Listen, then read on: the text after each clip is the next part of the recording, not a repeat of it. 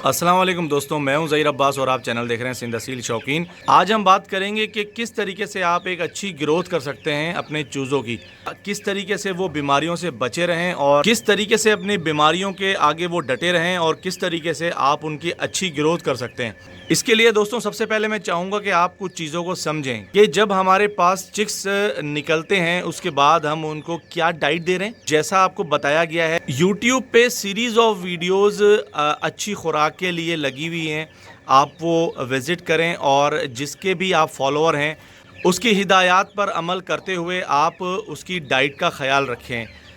उसमें आप देखें कि चूज़ों को हम क्या दे रहे हैं, उसके बाद आप देखें कि उस डाइट का उस चूज़े पर क्या असर पड़ रहा है, किस तरीके से चूज़ा ग्रोथ कर रहा है। चाहे हमारे पास किसी भी तादाद में चूज़े अवेलेबल हों, हम सबको एक जैसी डाइट देते हैं, उसके बावजूद कुछ एक दो चूज़े प्रॉपर ग्रोथ नहीं करते, जिसकी कोई भी वजह हो सकती है। तो दोस्तों आज के चलते हुए हालात पूछा जा रहा है, वीडियोस में भी आप देख सकते हैं कमेंट्स में जाकर कि चिक्स बहुत मर रहे हैं, सही तरीके से ग्रोथ नहीं कर रहे हैं, किसी के बर्ड सोकड़े में जा रहे हैं, किसी के बर्ड को लकवा मार गया है, किसी के बर्ड ज़ुकाम में जो है वो मुब्तला हैं, किसी के बर्ड हाई फीवर में दिल का अटैक आने से वो मर गए हैं, और भी बहुत सारे इस तरह की सीरीज़ ऑफ कंप्लेंट्स मौजूद हैं।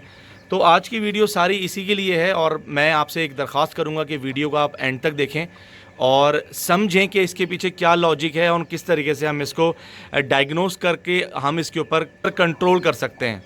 सबसे पहले आपको बर्ड्स के ऊपर नज़र डालनी है कि सबकी ग्रोथ प्रॉपर हो रही है। अगर आपको लगता है कि उसकी टांगें कमज़ोर हो रही हैं, आपको लगता है कि उसकी कमर की कहीं सीने की हड्डी निकल रही है, आपको लगता है कि कहीं उसका मुंह बहुत ज़्यादा ज़रूर से ज़्यादा पतला पतला चल रहा है, मतलब कमज़ोरी आपको काफ़ी सारी जगहों से नज़र आएगी उसकी। अगर आप गौर करेंगे तो आपको बिल्कुल ज़ाहिर होगी।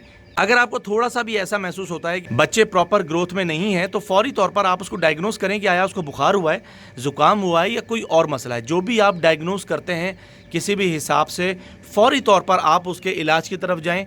और इलाज के लिए मैं आपको बताना चाहूँगा कि जो भी एमरजेंसी मेडिसिन के बारे में आज ज़्यादातर मैं आपसे डिस्कस करूँगा कि एमरजेंसी मेडिसिन कौन सी हैं, वो आपके पास अवेलेबल रहनी चाहिए। घर के अंदर 24/7 आपके पास अवेलेबल होनी चाहिए। किसी भी वक्त किसी भी आपके बर्ड के साथ एमरजेंसी होती है तो आप उसको ईजीली ट्रीट कर पाएँ।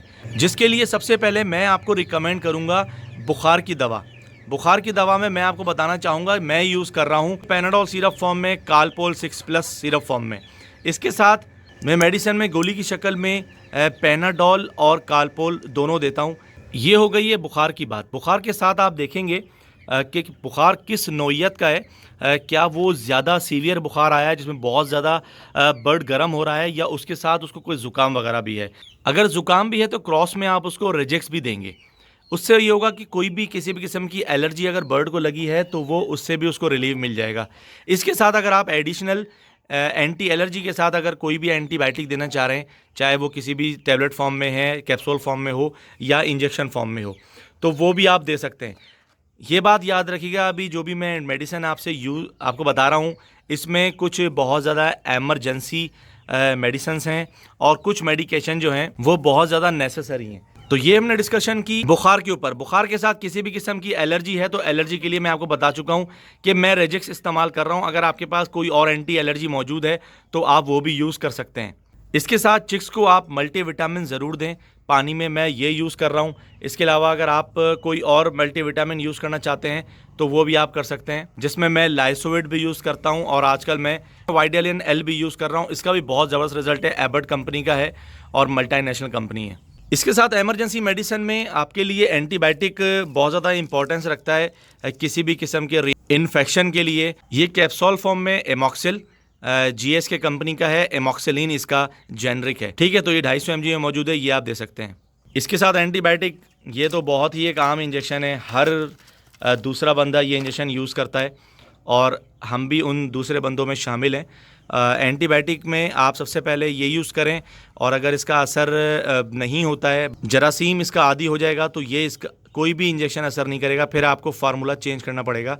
उसके बाद आप उसको सिप्रो में या किसी और एंटीबायोटिक में आप एंटीबायोटिक अपना चेंज कर सकते हैं।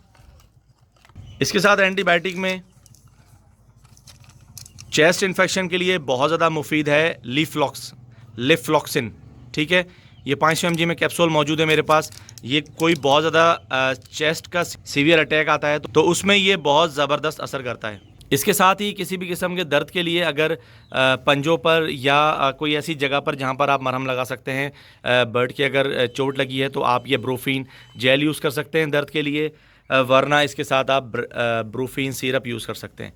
ये थोड़े मैले मैले हो रहे हैं क्योंकि बर्ड अक्सर इनके ऊपर बैठ जाते हैं और बीटे वीटे कर देते हैं। इसको ज़रा आप अवॉइड कर दीजिएगा। ब्रूफीन सिरप। इसके साथ बुखार के लिए ये सेप्टॉन सिरप ये भी मौजूद है मेरे पास डीएस में। इसके साथ मोस्ट इंपॉर्टेंट है, अगर आपके पास बड़े बर्ड हैं, मुर्गियाँ और मुर्गे, ख़ास तौर पे मुर्गे, तो उसके लिए आपके घर पर स्पिरिट 24/7 अवेलेबल रहनी चाहिए। स्पिरिट का बहुत ज़्यादा इंपॉर्टेंट काम है। कोई भी बर्ड आपका लड़ता है, सबसे पहले आपने स्पिरिट लगाना है और उसके बाद आपने उसकी सफाई करके और फिर आपने कोई उसको मरहम वगैरह लगाना है। इसके साथ बहुत ज़्यादा इंपॉर्टेंट, अगर आपके पास बड़े बर्ड हैं जैसे कि मुर्गियाँ, ख़ास तौर पे मुर्गे, तो आपके पास स्पिरिट घर में रहना बहुत ज़्यादा लाजमी है। और इसके साथ ही डेटॉल स्टेलाइज़ के लिए कोई किसी भी किस्म का कोई टूल आप यूज़ कर रहे हैं तो आपके लिए आपके पास ये डेटॉल होना बहुत ज़्यादा लाजमी है। इसके साथ ही कॉटन की बहुत ज़्यादा हमें ज़रूरत पड़ती है। बच्चों का हाजमा दुरुस्त रखने के लिए मैं अर्काशीर यूज़ करता हूँ। दोस्तों, सीरीज़ ऑफ मेडिसिन का इस शौक में इस्तेमाल होता है, लेकिन मोस्ट इम्पॉर्टेंट और मोस्ट एमरजेंसी मेडिसिन आज आप लोगों को मैंने बताई हैं। एमरजेंसी मेडिसिन में और भी कुछ मेडिसिन आती हैं, लेकिन इसमें सबसे ज़्यादा नेसेसरी, जिसमें बहुत ज़्यादा कॉमन इनका नज़ला, इनका बुखार है। इन्हीं चीज़ों की वजह से ये सोकड़े में जाते हैं, इन्हीं चीज़ों की वजह से ये खाना पीना छोड़ते हैं, इन्हीं चीज़ों की वजह से ये और ज़्यादा डिज़ीज़ में जाते हैं। बहुत ज़्यादा डिजीज़ नई इनको जो है वो अटैक करती हैं। इसमें आप बस ये याद रखें कि अगर जब तक इनका डाइजेस्टिव सिस्टम इनका सही रहेगा तब तक इनके ऊपर कोई बीमारी अटैक नहीं कर पाएगी। आपने बस इनका डाइजेस्टिव सिस्टम बहुत अच्छा रखना है, इनका पेट का सिस्टम बहुत अच्छा रखना है, इनका हज़म का सिस्टम बहुत अच्छा रखना है, इनकी खुराक अच्छी रखनी है, टाइमली देनी है, टाइमली पानी देना है, टाइमली इनको खुराक देनी है, अच्छे से अच्छा खिलाएं पिलाएं, लेकिन टाइम से खिलाएं। हर वक्त अगर इनका पेट भरा रहेगा तो इनकी खुराक भी कम होगी। कोशिश करें कि खिलाने की आप लोग टाइमिंग मेंटेन करें। दिन में 2 दफ़ा है तो 2 ही दफ़ा देना है, दिन में 3 दफ़ा है तो 3 दफ़ा देना है, और कोई थोड़ा थोड़ा दिन में 4 दफ़ा अगर दे रहा है तो वो 4 दफ़ा ही देगा। तो रूटीन बहुत ज़्यादा मैटर करती है इस शौक़ के लिए। तो दोस्तों, उम्मीद करता हूँ कि लॉजिक आप लोग कुछ ना कुछ समझे होंगे कि इस सब के पीछे लॉजिक क्या है, और यही एक छोटी सी लॉजिक थी जो आज आप लोगों से डिस्कस करनी थी। तो उम्मीद करता हूँ कि आपको वीडियो पसंद आई होगी। अगर वीडियो को पसंद किया हो तो लाइक कर दीजिएगा, चैनल को सब्सक्राइब कर दीजिएगा, बेल आइकन को प्रेस कीजिएगा ताकि आने वाली नई वीडियो आपको सबसे पहले मौसूल हों। बहुत बहुत शुक्रिया। अल्लाह हाफ़िज़।